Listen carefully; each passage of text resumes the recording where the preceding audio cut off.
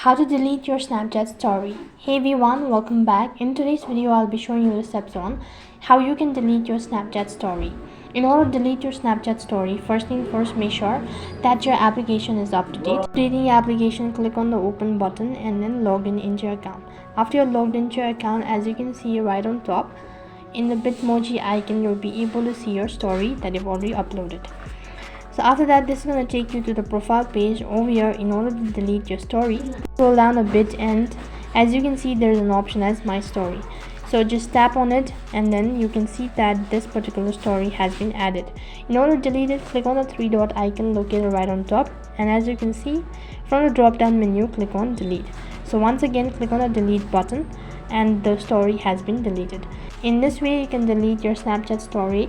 That is all for this video. I hope the video was helpful. Make sure to like, share and subscribe to our channel. Also make sure to comment down below for any further queries. Thank you for watching. See you in the next video.